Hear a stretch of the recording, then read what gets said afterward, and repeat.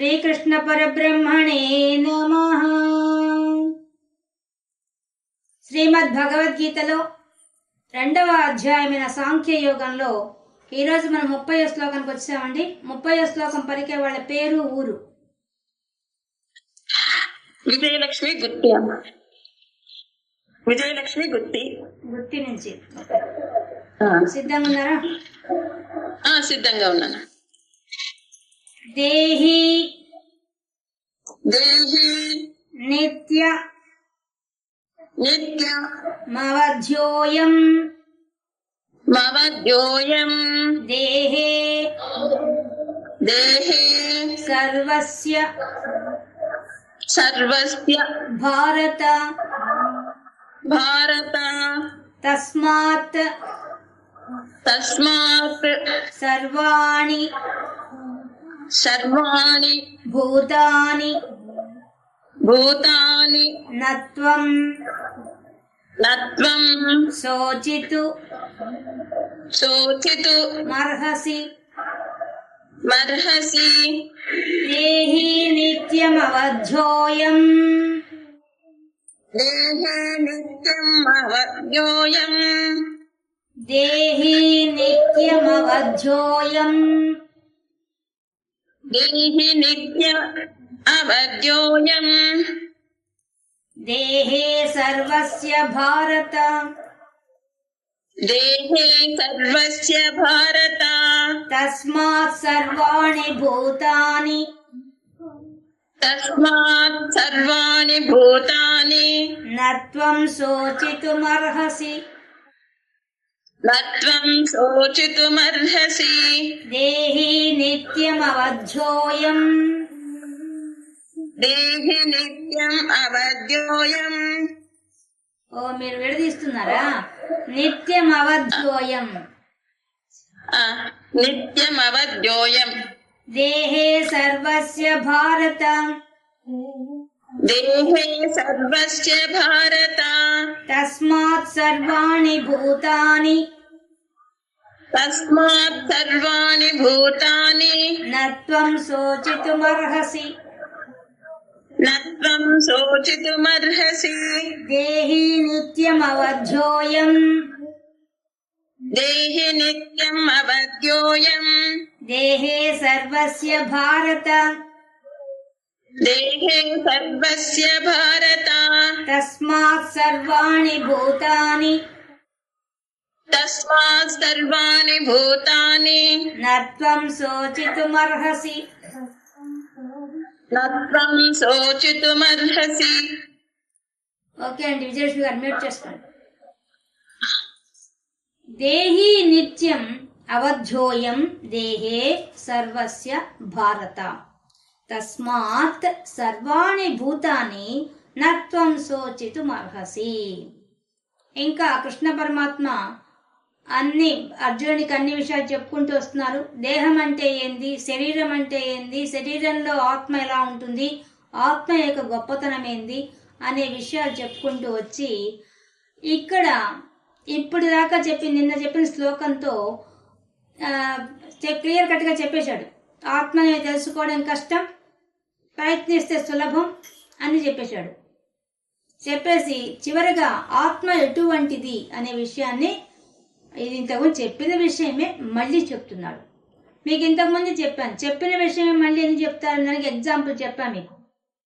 మా పిల్లవాడిని అమెరికా పంపించాలంటే ఇంట్లో జాగ్రత్తని చెప్తాను, బయట జాగ్రత్తని చెప్తాను, కార్ ఎక్కిన తర్వాత జాగ్రత్తని చెప్తాను, ఎయిర్పోర్ట్ పోయిన తర్వాత జాగ్రత్త చెప్తాను, ఫ్లైట్ ఎక్కించే ముందు కూడా జాగ్రత్త అని చెప్తాను. అది మామూలు. అట్లే భగవంతుడు కూడా బిడ్డలమైన మనకి ఆయన జాగ్రత్త అని చెప్పడానికి కోసంగా మళ్ళీ చెప్తున్నారు. కానీ దీనికి కొంచెం లోతైన అర్థం కూడా ఉంది ఈ శ్లోకంలో. ఏం చెప్తున్నారు చూద్దాం. దేహే సర్వస్య భారత భారత భారత వంశంలో పుట్టినవాడా ఓ అర్జున. ఎవరు పిలుస్తున్నాడు అర్జునుడిని? భారత. ఈ పదం చూడండి, నేను ఇంతకుముందు చెప్పాను. భారతదేశంలో పుట్టిన మనమంతా అదృష్టవంతులం. ఎందుకని? భారత అనే పదంలోనే గొప్పతనం ఉంది. ఏముంది? భా అంటే ఆత్మజ్ఞానం, భా అంటే కాంతి, ప్రకాశం.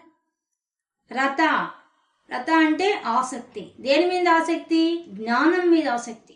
జ్ఞానం అనే కాంతి మీద ఆసక్తి గల వాళ్ళు భారతీయులు. అటువంటి వంశంలో పుట్టినవాడు అర్జునుడు. అంటే మనకు చెప్తున్నాడు, ఒక్క అర్జునుడికి చెప్పడంలో మనకు చెప్తున్నాడు ఏమని, భారతదేశంలో పుట్టిన మీద అందరికీ మీ యొక్క రక్తంలోనే ఏముంది, మన రక్తంలోనే మనకు ఆత్మజ్ఞానం పొందే అంత శక్తి మనకున్నది. మన పుట్టిన నేల అంత గొప్పది. అంత గొప్పవాడివైన ఓ అర్జున, ఎంత గొప్పవాడి నువ్వు, ఆత్మజ్ఞానమే కలిగినటువంటి గొప్పవాడి. అటువంటి ఓ అర్జున భారత ఏం చెప్తున్నాడు, దేహే సర్వస్య, సర్వస్య అన్ని రకాలు, సమస్తమైనటువంటి దేహే శరీరం నందు, ఇప్పుడు మన శరీరం ఉంది, ఈ శరీరం గురించి చెప్తున్నాడు. అందరికీ అన్ని జీవులకు శరీరం ఉంది. ఈ శరీరం లోపల ఏముంది, ఆత్మ ఉంది. కానీ మనకు కనిపించడం లేదు, మనకు తెలియడం లేదు. దాన్నే మళ్ళీ చెప్తున్నాడు, దేహే సర్వస్య, దేహంలో శరీరాలన్నీ ఉన్న సమస్త జీవరాశి యొక్క శరీరాలన్నీ కూడా దేహి అయం, అయం అంటే ఆత్మ, దేహి అన్నా కూడా ఆత్మ, దేహము ధరించింది దేహి, అయం దేహి, ఈ యొక్క ఆత్మ నిత్యం, ఇది ఎటువంటిది, ఎప్పటికీ ఉంటుంది, శాశ్వతమైనది, అవధ్యోయం, దీన్ని నాశనం చేయలేం, దాన్ని చంపలేం. ఆత్మను చంపలేం కానీ ఈ శరీరాన్ని మాత్రం చంపగలం. అది చెప్తున్నాడు. శరీరం మాత్రం నశించిపోతుంది, ఆత్మ మాత్రం నశించదు. ఈ విషయాన్ని ఇంతకుముందు చెప్పాడు కదా, మళ్ళీ ఏం చెప్తున్నాడు అంటే మనకు వివరంగా చెప్పేశాడు. ఆత్మ అంటే ఏందో వివరంగా చెప్పేశాడు, శరీరం అంటే ఏందో వివరంగా చెప్పేశాడు. రెండూ చెప్పిన తర్వాత ఏం చెప్తున్నాడు, ఆత్మలో, ఆత్మే దేహి అనే పదం మొట్టమొదటి పెట్టడంలోనే గొప్పతనం ఉంది. ఏముంది, దేహి అంటే దేహం ధరించిన వాడు. ఈ దేహాన్ని ఎవరు ధరించారు, లోపల ఉన్న దేహి అనే వాడు ధరించున్నాడు. అంటే ఏంది, మనం కదా ఒక చొక్కా వేసుకున్నట్టుగా ఆత్మ, మనం కదా చీర కట్టుకున్నట్టుగా ఆత్మ ఏం చేస్తోంది, ఈ దేహాన్ని ధరిస్తోంది. అలా ధరించి ఉంది ఆ ఆత్మ. ధరించి ఏం చేస్తుందట, నిత్యం, అది మాత్రం శాశ్వతమైంది. కానీ మన దేహము అది అశాశ్వతం, అది మరణిస్తుంది. ఎందువల్ల మనకి ఇంతకుముందు చెప్పాడు, ఆత్మ ఎలా ఉంటుంది, సత్తుగా ఉంటుంది, అంతటా వ్యాపించి ఉంటుంది, అప్రమేయమైనది, మళ్ళీ విశ్వమంతా వ్యాపించి కూర్చో ఉంది, మన శరీరం అంతా లోపల కూడా వ్యాపించి ఉంది అనే విషయాన్ని ముందే చెప్పేశాడు. చెప్పిందానే మళ్ళీ చెప్తున్నాడు. ఎందుకు చెప్తున్నాడు, ఇప్పుడు ఇంత చెప్పా కదా నీకు, ఇప్పటిదాకా నీకు అన్ని విషయాలు చెప్పాను. ఏం చెప్పాను నీకు, మొదట ఈ యొక్క దేహంలో కూర్చున్న ఆత్మ గురించి నువ్వు పశ్యతి, ఎవరో కోట్ల మందిలో ఒక్కడే చూస్తాడు, ఒక్కడే నా గురించి మాట్లాడతాడు, ఒక్కడే నా గురించి వింటాడు, ఎంత విన్నా కూడా వాడికి అనుభవంలో రావడం కష్టము అనే విషయం ముందు చెప్పేశాడు. ఆ చెప్పిన దానికి ముగింపుగా ఈ శ్లోకం చెప్తున్నాడు. అందువల్ల చెప్తున్నాడు, మళ్ళీ చెప్తున్నాడు ఆ విషయాన్ని. దీనికి మనం ఒక ఉదాహరణ తీసుకుంటే తెలిసిపోతుంది. ఒక రామకృష్ణ పరమహంస వచ్చేసి మన వివేకానందుడికి ఒకరోజు అద్వైతం గురించి చెప్తాడు. ఆయన అద్వైతం అంటే ఏంది, విశ్వమంతా ఉండేది ఒకే ఒక దేవుడు అనే విషయం చెప్తాడు. ఆ విశ్వంలో ఉండేది దేవుడు తప్ప ఇంకేమీ లేదు అని చెప్తాడు. చెప్తే ఆయన నమ్మడు, బాగా వింటాడు, శ్రద్ధగా వింటాడు, ఆయన చెప్పిన ప్రతి మాటను శ్రద్ధగా వింటాడు. కానీ ఆయనకి నమ్మకం కుదరదు. ఎందువల్ల, ఇప్పుడు మనం కూడా భగవద్గీత వింటున్నాం. భగవద్గీత ఏం చెప్తుంది మనకి, విశ్వమంతా ఉండేది భగవంతుడు తప్ప ఇంకెవరు లేరని చెప్తున్నారు. కానీ మనకు అనుభవానికి వస్తుందా, అది రావడంలా. అందువల్ల ఏమైపోతుంది, మనం కూడా నమ్మం, చెప్పంగానే మనకేం నమ్మకం రాదు. మనలో మనం కూడా చూస్తే ప్రకృతిలో ఉండే దేవుణ్ణి అప్పుడు నమ్ముతాం మనం. అలాగే వివేకానందుడు నమ్మలేట. ఆయన అంతా శ్రద్ధగా విన్నాడు కానీ ఆయనకి నవ్వు వస్తుందంట. ఎందుకు, ఏంటి పిచ్చోళ్ళలాగా ఉన్నాడు, అందుకే ఇలా చెప్తున్నాడు, ఎక్కడైనా అంతటా ఒక్కడే ఉంటాడా, విశ్వమంతా ఒక్కడే దేవుడు ఉంటాడా, ఏంది పిచ్చి మాటలు చెప్తున్నాడు ఈయన అని చెప్పేసి ఆయన ఏం చేస్తాడంటే అక్కడికి ఆయన ఫ్రెండ్ వస్తాడు. ఫ్రెండ్ వచ్చినప్పుడు ఆయన చెప్తాడు, ఈయన చూసావా, ఈ పిచ్చోడు నాకు ఎంత చెప్పాడు, ఎంత నవ్వు వస్తుంది నాకు ఈ విషయం అంటే ఇద్దరు పక్క నవ్వుకుంటారు. కానీ ఈయనకు చెప్పిన తర్వాత ధ్యానంలో కూర్చున్నాడు రామకృష్ణ పరమహంస. కానీ ఆయన ఇంకా పూర్తిగా ధ్యానంలో మునిగిపోదా. వీళ్ళిద్దరు పెద్దగా నవ్వడంతో ఆయనకు అది వినపడింది. వాళ్ళిద్దరు దేని గురించి హేళనగా మాట్లాడుతున్న విషయం గ్రహించేశాడు ఆయన. ఆయన ధ్యానం అయిపోయిందా బయటకు రాగానే ఏం చేశాడంటే ఒక్కసారి వచ్చి వివేకానందుని తాకాడు. ఊరికే టచ్ చేసి వదిలేశాడు అంతే. ఏం పెద్ద బాగా పట్టుకోవడం ఏం లేదు, ఊరికే టచ్ చేసి వదిలేశాడు అంతే. విశ్వమంతా భగవంతుడు తప్ప ఇంకేం కనిపించదు ఆయనకి. ఒక్కసారిగా గెర్రని తిరుగుతున్నది ప్రపంచమంతా, పరబ్రహ్మ ఒక్కడే ఉన్నాడు, ఆయనే అన్ని పనులు చేస్తున్నాడు కనిపించేసింది. ఇంకా తట్టుకోలేకపోయాడు. అంటే ఆయన పొందిన అనుభూతిని నాకు ట్రాన్స్ఫర్ చేశాడు, చూపించాడు. చూపించేసరికి తట్టుకోలేకపోయాడు ఆయన. ఇంకా నడుస్తున్నా కూర్చున్నా మన ప్రహ్లాది కథలాగా తింటున్నా తిరుగుతున్నా ఏం చేస్తున్నా అంతటా దేవుడు కనిపిస్తున్నాడు. ఇంకెవ్వరు కనిపిస్తున్నారు, దేవుడు ఒకడే కనిపిస్తున్నాడు. ఇంటికి పోయాడు. ఇంటికి పోతే వాళ్ళ అమ్మ అన్నం పెట్టింది. అన్నము భగవంతుడిలా కనిపిస్తోంది. అన్నం పెడుతున్న వాళ్ళ అమ్మ భగవంతుడిలా కనిపిస్తున్నారు. మళ్ళీ ఆయన తింటున్న తాను కూడా భగవంతుడిలా కనిపించేశాడు. అప్పుడు అర్థమైపోయింది, నాతో మాట్లాడిన వ్యక్తి పిచ్చోడు కాదు, చాలా గొప్పవాడు, ఆయనకి ఎంతో విషయం తెలుసు. కానీ ఆయనకు అనుమానం ఎక్కడ వస్తుందంటే ఆయన ఏదో మాయా మంత్రం ప్రయోగించాడేమో, లేకపోతే నేనేమన్నా మత్తులో ఉన్నానేమో అని అనుమానం వస్తుంది. అనుమానం వచ్చి మళ్ళీ రోడ్లో నడుస్తుంటాడు. నడుస్తూ ఉంటే రోడ్లలో ఉండే అందరి మనుషులు ఆయనకి భగవంతుడిలా కనిపిస్తుంటారు. ఎక్కడ చూసినా భగవంతుడు తప్ప ఇంకేం కనిపించడం ఆయనకి. అందువల్ల ఏమైపోతుంది, ఎదురుగా వాహనాలు వస్తుంటే చూసుకోకుండా ముందుకు పోతాడు. పోయి ఒక వాహనం వచ్చి కొడుతుంది ఆయన్ని. అప్పుడు అసలు ఆ వాహనం కూడా దేవుడే కనిపిస్తాడు, ఇంకెవరు కనిపిస్తాడు. ఒక కంచె వస్తుంది, ఆ కంచె కూడా భగవంతుడిలా కనిపిస్తుంది. ఇంకా ఆయన తట్టుకోలేకపోతాడు. అర్థమైపోతుంది ఆయనకి, ఈయన నాకు చెప్పిన వాడు సామాన్యమైన వ్యక్తి కాదు, ఇతను చాలా గొప్పవాడు అని చెప్పేసి ఇంకా తట్టుకోలేకపోతాడు. వాళ్ళ అమ్మ కూడా అడుగుతుంది. తింటూ ఉంటే ఆయన వేరే లోకంలో తింటుంటాడు, తినలేకపోతాడు అన్నం. ఎందుకని, అన్నం ముద్ద నీకు దేవుడిలా కనిపిస్తుంది, ఎక్కడ తింటాడు? ఒక 2 ముద్దలు నోట్లో పెట్టుకోగానే ఇది దేవుడు కనిపిస్తున్నాడు ఏంది అని చెప్పేసి నోట్లో పెట్టుకోలేకపోతాడు. అప్పుడు వాళ్ళ అమ్మ, ఏంది నాయన ఇవాళ విచిత్రంగా ప్రవర్తిస్తున్నావు, ఎందుకు అలా ఉన్నావు అని అడుగుతుంది.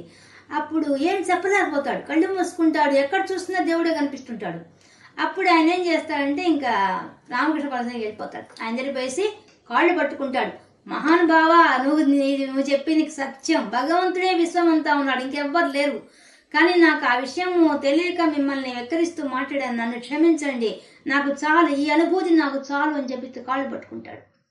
అప్పుడు వివేకానందుని కూర్చోబెట్టి, నాయనా ఈ దేశాన్ని నువ్వు చాలా అవసరం, నిన్ను ఈ దేశానికి అంతటికి ఉపయోగపడే సాధనంగా నేను ఉపయోగించుకోబోతున్నాను, కాబట్టి నీకు ఇంత దివ్య దృష్టి ఇచ్చాను నీకు అని చెప్పి ఆయన మళ్ళీ చేయి పెట్టంగానే మళ్ళీ అందరు మనుషులు అంతా మామూలుగా కనిపిస్తారు. అయిపోతుంది. దీన్ని బట్టి మనకేం అర్థమవుతుంది, విశ్వమంతా భగవంతుడు తప్ప ఏమీ లేదు. కానీ ఇది మనకు అనుభవంలోకి రావడం లేదు. ఎందుకు రావడం లేదు, మనం చూసేవన్నీ మనకు అట్టే కనిపిస్తున్నాయి కాబట్టి. మనకు అన్ని వస్తువుల్లాగా మనుషుల్లాగా కనిపిస్తున్నారు, కానీ అసలు ఉండేది పరమాత్మ తప్ప విశ్వంలో ఎవ్వరు లేరు. ఈ విషయం మనకు తెలియడం లేదు, మనకు అనుభవంలోకి రావడం లేదు. ఇప్పుడు ఈ శ్లోకంలో మనకు చెప్తున్నది దేహే సర్వస్య ఈ పదం, అది 2వ వాక్యం తస్మాత్ సర్వాణి భూతాని. ఈ 2 పదాల్లో అసలైన రహస్యం పెట్టేశారు. ఏం పెట్టారు? ఇప్పుడు ఇప్పుడు దాకా ఆయన ఏం చెప్పాడు, విశ్వం గురించి చెప్పాడు కృష్ణ పరమాత్మ. ఇప్పుడు మన దేహం గురించి చెప్తున్నాడు. మనం ఒకసారి మన ప్రపంచ విషయం అంతా చెప్పుకున్నాం కదా. విశ్వంలో పంచభూతాలనే, పంచభూతాల్లోనే మొట్టమొదటి పరమాత్మలోంచి ఆకాశం వచ్చింది, ఆకాశంలోంచి వాయువు వచ్చింది, వాయువులోంచి అగ్ని వచ్చింది, అగ్నిలోంచి నీరు వచ్చింది, నీటిలోంచి భూమి వచ్చింది. ఇవన్నీ ఇలాగే వచ్చేసాయి. ఇది మనం అంతా అదే మన శరీరంలో కూడా పంచభూతాలే ఉన్నాయి, పంచ తన్మాత్రలు ఉన్నాయి. అవి కూడా చెప్పేశారు, పంచ తన్మాత్రలు ఉన్నాయి, పంచ జ్ఞానేంద్రియాలు, పంచ కర్మేంద్రియాలు అన్ని మనలో కూడా ఉన్నాయని చెప్పేశారు. ఇప్పుడు ఇంకొంచెం లోపలికి వెళ్ళి చూద్దాం, మన శరీర విషయం చూద్దాం. ఇప్పుడు మన శరీరం ఉంది, మన శరీరంలో కళ్ళున్నాయి, చెవులున్నాయి, ముక్కు ఉంది, నాలుక ఉంది, చర్మం ఉంది. ఇవి జ్ఞానేంద్రియాలు కదా. ఈ జ్ఞానేంద్రియాలు లేకపోతే నీకు జరగదు కదా. ఈ జ్ఞానేంద్రియాలు ఎలా పనిచేస్తున్నాయి అసలు మనం బాగా ఆలోచిస్తే ఎలా పనిచేస్తున్నాయి ఒక్కసారి గమనిద్దాం. ఇప్పుడు మరణించిన శరీరానికి కూడా కాళ్ళు, కళ్ళు, ముక్కు, నాలుక, చెవులు అన్నీ ఉంటున్నాయి, చర్మం ఉంటున్నారు. మరి ఎందుకు పనిచేయడం లేదు అక్కడ? చనిపోయిన శవానికి ఎందుకు పనిచేయడం లేదు? అదే ఉంటే మనకెందుకు పనిచేస్తున్నాయి అక్కడే తెలిసిపోతుంది మనకి. అందుకనే ముందు అవ్యక్తాదీని భూతాన్ని ముందే చెప్పేశాడు. అవ్యక్తం కనిపించకుండా కూర్చొని నాటకం నడిపిస్తోంది భగవంతుడే. మనలో కూర్చొని ఏం చేస్తున్నాడు? ఈ కళ్ళల్లో తేజస్సు చూసే శక్తి ఇస్తున్నాడు, ఈ చెవులకు వినే శక్తి ఇస్తున్నాడు, ముక్కు వాసన చూసే శక్తి ఇస్తున్నాడు, నాలుకకు రుచి చూసే శక్తి ఇస్తున్నాడు, ఈ చర్మానికి స్పర్శ శక్తి ఇస్తున్నాడు. ఇవన్నీ ఇస్తున్నాడు, కనిపించకుండా చేస్తున్నాడు ఆ పని. అది ఎలా చేస్తున్నాడు? ఆత్మరూపంగా కూర్చొని చేస్తున్నాడు. అందుకనే మనం ఏం చేస్తాం? మనం ఏం మన మనసు ఫస్ట్, మన మనసు మనకు కనిపిస్తోందా? ఎప్పుడైనా చూసామా? మనం చూడలే. మన బుద్ధిని ఎప్పుడైనా మనం చూసామా? చూడలేదు. నేను అంటున్న ఆత్మను అసలు ఇంకా చూడలేదు. మనకు మామూలుగా మనతో బాగా అనుబంధం ఉండే మనసునే ఇప్పుడు చూడలేం మనం. ఇప్పుడు మనకేం అర్థమవుతోంది? మన శరీరంలో ఈ పంచ జ్ఞానేంద్రియాలు నడిపించే వ్యవస్థ ఏదో లోపల ఉంది అనే విషయం అర్థమైంది కదా. ఖచ్చితంగా ఎవరో నడిపిస్తే నడుస్తున్నాయి. ప్రాణం పోగానే ఇవి మాత్రం ఉత్త గోడలు అయిపోతున్నాయి, ఇవి పనిచేయడం లేదు. ప్రాణం ఉందన్నసేపు పనిచేస్తున్నాయి అంటే ఆ ప్రాణశక్తి ఎవరు ఇస్తున్నారు? లోపల ఉన్న ఒక దివ్యశక్తి ఇస్తోంది మనకి, ప్రాణశక్తి కూర్చొని వీటన్నింటికి ప్రాణం ఇచ్చి వాటి ద్వారా అన్ని నువ్వు అనుభవించే రకంగా ఏర్పాటు చేస్తోంది. మనకు అర్థమైపోయింది కదా. అలాగే మన మెదడు నాడీ వ్యవస్థ మొత్తం అక్కడ కేంద్రీకృతమైంది. ఇప్పుడు నీ శరీరంలో కాలి గోడ దగ్గర నుంచి చేతి వేళ్ళ దగ్గర నుంచి ఏ నరం పనిచేయాలన్నా నీ మెదడు చెప్తేనే పనిచేస్తాయి. ఈ సమస్త నాడీ వ్యవస్థను ఎవరు నడిపిస్తున్నారు? మన శరీరంలో ఎవరి ఆజ్ఞ మేరకు నడుస్తోంది? శరీరంలో ఎక్కడ ఏ భాగానికి చీమ కుట్టినా దోమ కుట్టినా ఏది పనిచేస్తోంది? లోపల కనిపించకుండా కూర్చున్నటువంటి ఆ మెదడులో ఉన్న దివ్యశక్తి పనిచేస్తోంది. మరి ఆ దివ్యశక్తి ఎవరు? అదే ఆత్మస్వరూపం. అలాగే మన శరీరంలో మన యొక్క లంగ్స్ చూడండి, మనం గాలి పీల్చుకుంటున్నామా? అవే పీల్చుకొని అవే వదులుతున్నాయి. శ్వాస వ్యవస్థ, ఈ శ్వాస వ్యవస్థను ఎవరు నియంత్రిస్తున్నారు? నీకు ఇంత ఈ రోజుకి 2100 సార్లు గాలి పీల్చి వదలాలి. ఇలా పీల్చి వదలాలని ఎవరు పెట్టారు అరువులు? ఖచ్చితంగా ఇన్నిసార్లు నువ్వు గాలి పీల్చి వదలాల్సిందే. అది నువ్వేమైనా ప్రయత్నపూర్వకంగా పీలుస్తున్నావా? అని పీలుస్తున్నావా? లేదు, దాని పాటికి అదే పీల్చుకుంటున్నది. అంటే అర్థమైంది, దాన్ని ఎవరో నడిపిస్తున్నారు. అలాగే నీ గుండె, నువ్వు పుట్టినప్పటి నుంచి నీ గుండె కొట్టుకోవడం స్టార్ట్ అవుతుంది, నువ్వు మరణించేంత వరకు కొట్టుకుంటున్నారు. అది ఎప్పుడు ఆగదు. దాన్ని ఎవరు కొట్టిస్తున్నారు? ఇంకా మన విసర్జక అవయవాలు, మన కిడ్నీస్ ఎవరు పనిచేస్తున్నారు? ఆ మిషన్స్ అంత సూపర్గా ఎవరు తయారు చేశారు? ఎవరు నియంత్రిస్తున్నారు? అంత పర్ఫెక్ట్గా అవి ఎలా పనిచేస్తున్నాయి? ఇంకా మన గర్భాశయం, మనం బిడ్డల్ని కంటున్నాం. ఆ గర్భాశయానికి చూడండి, మనం పుట్టినప్పుడే మనకు ఇన్ని అండాలనే లోపల ఉంటాయి. ఇన్ని అండాలుండి నువ్వు మెచ్యూర్ అయిన తర్వాత ఒక్కొక్క అండం విడుదలవుతుంది బయటికి. దాన్ని ఎవరు తయారు చేశారు? ఎవరు పెట్టారు? ఆ కాల ప్రమాణంగా ఆ మెచ్యూర్ అయిన గుడ్డు బయటికి రావాలని ఎవరు పెట్టారు? ఎవరు తయారు చేశారు? దాన్ని అంతా నడిపిస్తున్న వాళ్ళు ఎవరు? ఎవరు కూర్చొని నడిపిస్తున్నారు ఈ శరీరాన్ని? ఎలా నడుస్తుంది? అలాగే మన కాళ్ళు చేతులు ఇంత పర్ఫెక్ట్గా, ఇంత ఫ్లెక్సిబుల్గా బాతులకు వాటికి ఉన్నట్టుగా వేళ్ళు ఉంటే మన పరిస్థితి ఏంది? మనం అన్నిటినీ పర్ఫెక్ట్గా పట్టుకుంటున్నాం, తిరుగుతున్నాం.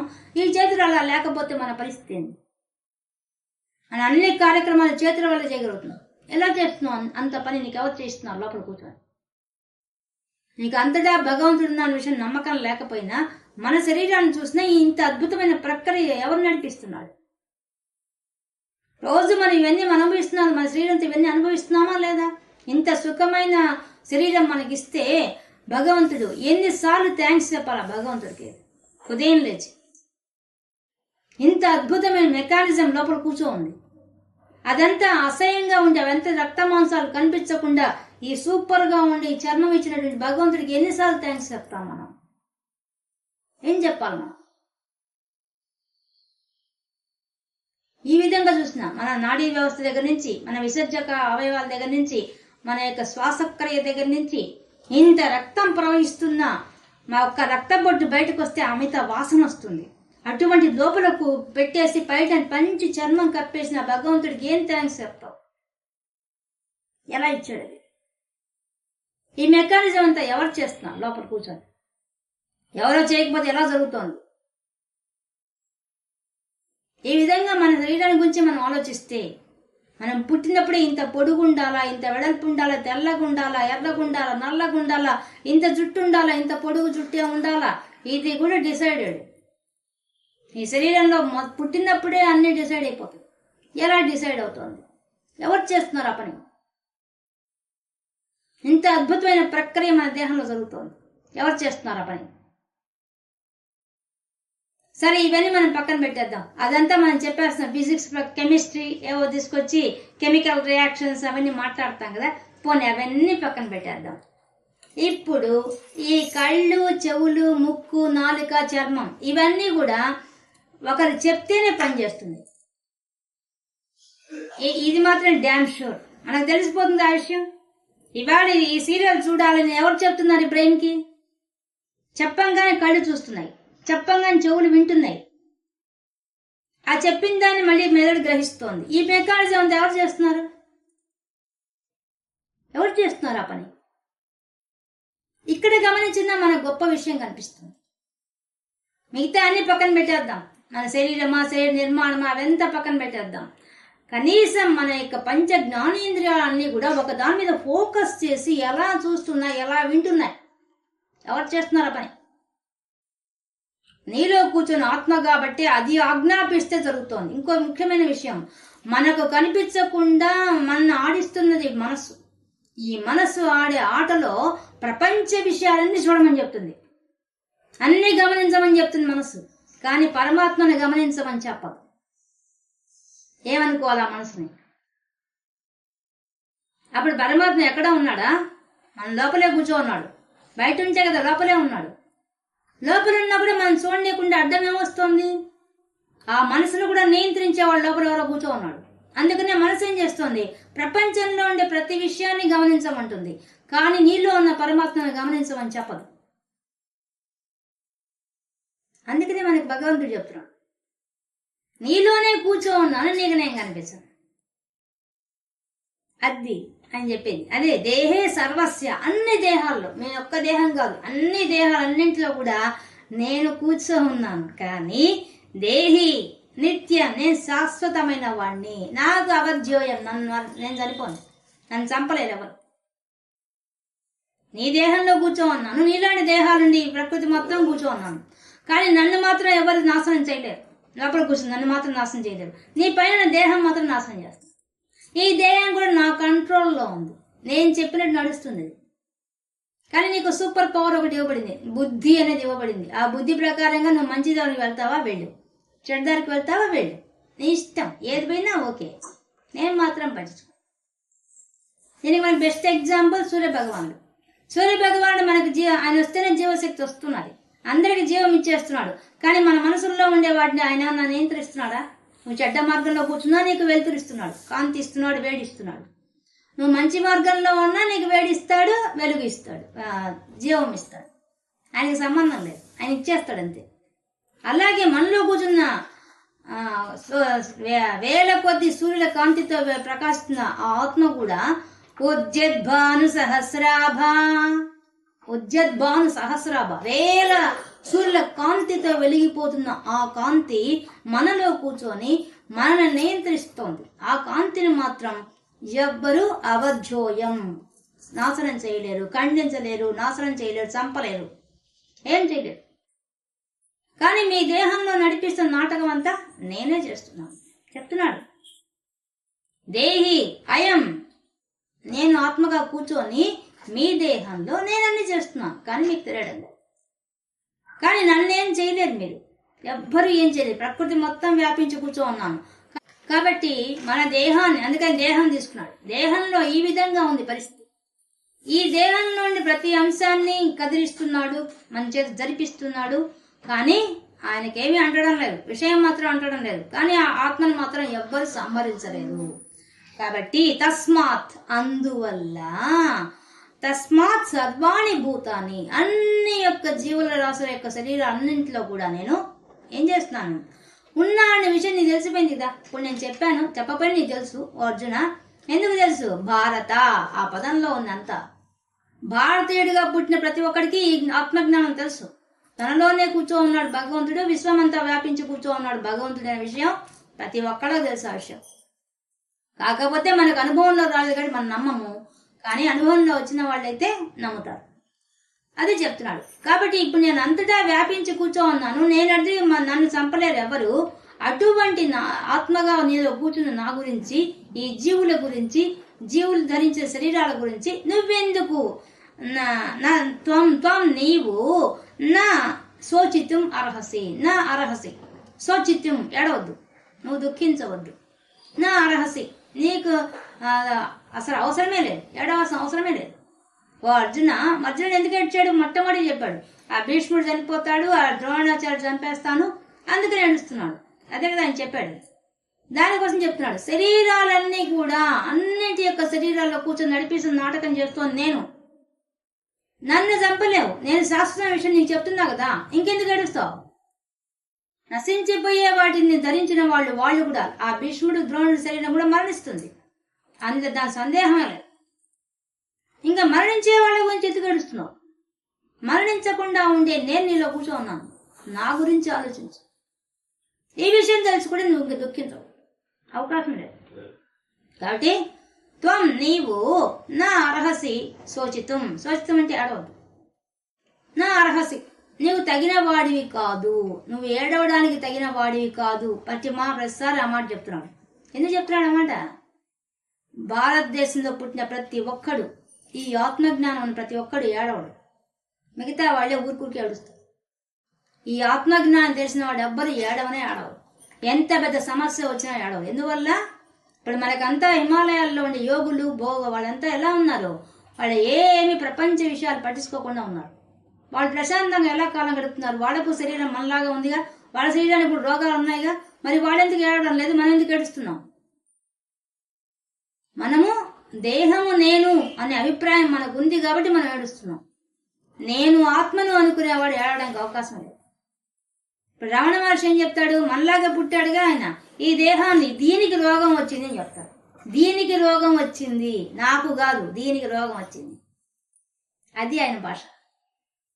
అంటే శరీరాన్ని సపరేట్ చేసాడు, ఆత్మ మాత్రమే శాశ్వతం తెలుసుకున్నాడు. కాబట్టి ఏమైపోయింది? నాకు రోగం రాలేదు, దీనికి రోగం వచ్చింది అని శరీరాన్ని చూపిస్తాడు ఆయన.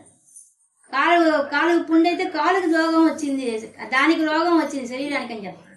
మనం అబ్బో నాకు రోగం వచ్చింది, నేను భరించలేకుండా ఉన్నాను అని మనం అంటాం. మనకు వాళ్లకు తేడాలి. గొప్పవాళ్ళైనటువంటి ఆత్మజ్ఞానం ఉన్న వాళ్ళ తెలివితేటలు ఎట్లా ఉంటాయి? వాళ్ళు అలా ఉంటారు. కాబట్టి అలాగే వివేకానందుడికి ఈ భారతదేశంలో ఉండే బాధ్యత అప్పగించా అని చెప్పి రామకృష్ణ పరమహంస ఏం చేస్తారంటే, ఒకరోజు ఆయన పిలుస్తాడు. పిలిచి, నాయన నీకు పెద్ద బాధ్యత అప్పగించబోతున్నాను, నాకున్న దివ్యశక్తిని అంతా నీకు ఇచ్చేయబోతున్నాను, నా ఎదురుగా కూర్చోమని చెప్తాడు. కూర్చుంటాడు. కూర్చున్నప్పుడు ఒక్కసారి ఆయన హృదయం మీద చేయి పెడతాడు. అంతే, విశ్వమంతా గిరహం తిరిగిపోతుంది ఆయనకి. తిరిగిపోయి ఆయన కూడా ఆనంద స్థితిలో ఉండిపోతాడు. ఎంతసేపు ఉంటారు? ఇద్దరు ఉండిపోతారు, చాలాసేపు ఉండిపోతారు. తర్వాత ముందు రామకృష్ణ తేరుకుంటాడు. తేరుకొని ఆయన కళ్ళలో నీళ్లు కారిపోతుంటాయి ఆయనకి. అప్పుడు వివేకానంద కళ్ళు తెరుస్తాడు. ఎందుకు ఏడుస్తున్నారు స్వామి మీరు అంటాడు.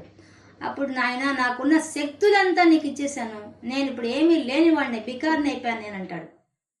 నీకెందుకు ఇచ్చానంటే ప్రజలందరినీ రక్షించాల్సిన బాధ్యత నీకుంది, నువ్వు యువకుడివి కాబట్టి నువ్వు వెళ్ళి అందరికీ ధర్మబోధ చెయ్యాలి, అందుకోసమని నా శక్తి అంతా నీకు ఇచ్చేసాను, నువ్వు పోయి సమాజ సేవ చెయ్యి అని చెప్తాడు. అంత ఇదిగా ఆయన కన్నీళ్ళు పెట్టి చూడలేకపోతాడు వివేకానందుడు. స్వామి మీరు ఇట్లా ఏడుస్తున్నారంటే, నేను ఏడవడం లేదు, ఈ దేహం ఏడుస్తోంది, నేను ఏడవను. నా శరీరంలో అమ్మవారు ఉంది, నేను ఎందుకు ఏడుస్తాను? నాలో ఆత్మ కూర్చో ఉంది, ఎందుకు ఏడుస్తాను నేను? కానీ నా శక్తిని అంతా నీకు ఇచ్చేసిన తర్వాత నాకెంతో తృప్తిగా ఉంది. ఎందుకు? తన బాధ్యతని వివేకానందకి ఇచ్చేశాడు. అప్పటిదాకా ఆయన చేశాడు, ఆయన చేసిన ఇంకా ఎక్కువ చేసే శక్తి వివేకానందకి ఇచ్చేస్తాడు. అంటే ఆత్మస్థితికి వెళ్ళిన వాళ్ళ యొక్క పరిస్థితి ఇలా ఉంటుంది. వాళ్ళు ఎంత గొప్పగా ఉంటారంటే, ప్రపంచ విషయాలన్నీ పక్కకు పెట్టేసేసి ఈ దేహంలో ఆత్మ ఉంది అని ఆత్మ ఆనందం పొందుతారు. ఆత్మానందం గురించి ఇప్పుడు చెప్తున్నాడు ఈయన. నువ్వు ఏడవడానికి తగిన వాడివి కాదు. ఎందుకు చెప్తున్నాడు అన్నమాట? మాటి చెప్తున్నాడు అన్నమాట. ఎందుకు? ఎందుకంటే భారతదేశంలో పుట్టిన ప్రతి ఒక్కడికి ఈ జ్ఞానం ఉంటే వాడు ఎప్పుడూ ఆనందంగా ఉండాలి. సంతోషం వేరే, ఆనందం వేరే. సంతోషం అయితే అప్పుడు వచ్చి అప్పుడు పోయి మళ్ళీ దుఃఖం వస్తుంది. ఆనందం అయితే ఎప్పుడూ ఆనందంగా ఉంటాం. అది తేడా. కాబట్టి ఈయనేం చెప్తున్నాడు, నువ్వు దుఃఖించడానికి తగిన వాడివి కాదు. భారతదేశంలో పుట్టిన ఆత్మజ్ఞానం ఉన్నవాడు ఎవ్వరు కూడా దుఃఖించరు. ఇప్పుడు ఎంతోమంది మనం చూసాం కదండి, జ్ఞానులైన వాళ్ళకి ఎన్నో బాధలు వస్తాయి, మనకన్నా వాళ్ళకి ఎక్కువ కష్టాలు వస్తాయి. మనం ఆదిశంకరాచార్య చరిత్ర విన్నాం. ఆయన చూడండి, ధర్మ ప్రచారం కోసం పోయినప్పుడల్లా ఎంతో మంది ఆయన అరాజ్ చేశారు, ఎన్ని మాటలు అన్నారు, ఆయన విమర్శించారు. కానీ ఆయన తట్టుకొని నిలబడగలిగాడు. ఎట్లా నిలబడగలిగాడు? ప్రపంచం ఇలాగే ఉంటుంది, ప్రపంచంలో మనుషులు ఇలా మూర్ఖంగా ఉంటారని తెలుసుకున్నాడు. కాబట్టి మనకి ఆ జ్ఞానం రాదు. కాబట్టి మనం ఏం చేస్తాం, ఎవరిని ఏమన్నా అంటే బో అని ఏడ్చేస్తాం. కానీ వాళ్ళైతే ఏడవరు. ఎందువల్ల? వాళ్ళకి తెలుసు ప్రపంచంలో వీళ్ళ జ్ఞానం లేదు, వీళ్ళు అంటున్నారు అని తెలిసిపోతుంది వాళ్ళకి. జ్ఞాన స్థితి వేరే, అజ్ఞాన స్థితి వేరే. కానీ మనకి భగవంతుడు ఈ భగవద్గీత ద్వారా మన జ్ఞాన స్థితికి మనం తీసుకెళ్తున్నాడు. ఒక్కొక్క శ్లోకం ద్వారా మనం వేరు పట్టుకొని ఇట్టబాండి మనం తీసుకెళ్తున్నాడు. ఇప్పుడు ఒక్కొక్క శ్లోకాన్ని మనం బాగా తెలుసుకోవడం వల్ల ఏమైపోతుంది, మనకు కూడా ఆ కొద్దిగా జ్ఞానం వస్తుంది. ఎవరేమన్నా పట్టించుకోము, ఇంకెవరితో ఏవి ఇబ్బంది లేదు మనకి. మనం గబక్కన ఒక మాట అనలేము. ఎందుకంటే మనం అనం. ఎందుకంటే ఈ జ్ఞానం వస్తే కొద్దీ మనం ఎవరిని ఏం అనలేము. ఒకరిని అనము, ఒకరి చేత ఒకడేమైనా అంటున్నా పట్టించుకోము, ఆ స్థితికి వెళ్ళిపోతాం. అది ప్రైమరీ స్టేజ్ మాత్రమే. కానీ అది సాధించడం కూడా చాలా కష్టం. ఎందువల్లంటే ఈ జ్ఞానం తెలియచ్చు కానీ ఆచరణ చేయడం చాలా కష్టం. అదే కదా ముందు శ్లోకంలో చెప్పాడు ఆయన, ఎవరో కోట్ల మందిలో ఒక్కడు మాత్రమే విని దాన్ని ఆచరిస్తాడు, వాడికి కూడా నేను కనిపించడం కష్టమయ్యా అన్నాడు. కానీ వాడు శ్రద్ధగా పట్టుకుంటే మాత్రం ఆ ఆత్మ కనిపిస్తుంది. తనలో చూడగలడు, విశ్వమంతా చూడగలడు. ఇప్పుడు ఎట్లయితే వివేకానంద ఏ విధంగా తను తింటున్నా, తాగుతున్నా, తిరుగుతున్నా ప్రపంచాన్ని చూడగలిగాడో, ప్రహ్లాదుడు ఏ విధంగా చూడగలిగాడో, ఆత్మజ్ఞానం ఉన్న వాళ్ళంతా కూడా విశ్వంలో ఉండే మొత్తం ఉండేది పరమాత్మ ఒకటే, ఇంకేం లేదు. మనం అంతా ఉన్నాం అనుకుంటున్నాం. మనలో కూడా కూర్చున్న పరమాత్మ ఒకటే ఇవన్నీ ఆట ఆడుకుంటున్నాడు ఆయన. బాల లీలా వినోదిని, ఒక బాల, ఒక చిన్న పిల్లలాగా ఆడుకుంటోంది విశ్వంతో. అలా ఆట జరుగుతోంది బయట. నువ్వు తీసుకుంటే నువ్వు ఏడుస్తావు, తీసుకోకపోతే నువ్వు ఏడడానికి అవకాశమే లేదు. నువ్వు ఎప్పుడూ ఆనందంగానే ఉంటావు అనే విషయాన్ని ఈ శ్లోకం ద్వారా కృష్ణ పరమాత్మ అర్జునుడు చెప్తున్నాడు. నువ్వు ఏడడానికి తగిన వాడు కాదు, ఏడవద్దు. ఎందుకంటే ఈ శరీరం ధరించిన వాళ్ళంతా నాశనం అయిపోతారు. శరీరం లోపల కూర్చున్న ఆత్మ మాత్రం ఎప్పటికీ నశించదు, దానికి మరణం లేదు. కాబట్టి ఇంకెందుకు, ఇప్పుడు ఇంత చెప్పేసా కదా, ఇంకా నువ్వు ఏడు పాపేసి ఇంకేడవద్దు ఇంకా అని ధైర్యం చెప్తున్నాడు. చూడండి, నశించే శరీరంలో నశించని యొక్క ఆత్మ కూర్చో ఉంది అంటే మనకి ఎంత ధైర్యం వస్తుంది. ఆ ధైర్యం వల్ల మనం ఆనందంగా ఉంటాం. ఆ విషయం చెప్పడానికి కృష్ణ పరమాత్మ ఈ విధంగా ఈ శ్లోకంలో ఇంత చక్కగా చెప్పేశాడు. ఇంకా మన శరీరంలోకి వచ్చేసి ఆత్మ అంటే ఏంది? ఆతనోతి వ్యాపనోతి ఆత్మ, అంతటా వ్యాపించిందే ఆత్మ. ఆత్మ అనే డెఫినేషన్ అది. అలాగే నేను ఇంకోటి చెప్పాను మీకు, రెండో డెఫినేషన్ ఏంది? నేను అనే స్పృహ కలిగి ఉండడమే ఆత్మ. నేను ఆత్మను అనే స్పృహ కలిగి ఉంటే అదే ఆత్మ. ఆ నేను మన శరీరం అనుకున్నంత వరకు దుఃఖం ఉంటుంది, నేనే ఆత్మను అనుకుంటే మాత్రం దుఃఖం ఉండదు. అది అసలు విషయం. కాబట్టి ఈ విధంగా ఈ శ్లోకం ద్వారా మనకు కృష్ణ భగవానుడు ఇంత బాగా తెలియజేశారు. ఇదండి ఈరోజు సాంఖ్య యోగంలో మనం 30వ శ్లోకంలో ఉండే విశేషాంశాలని తెలుసుకున్నాం.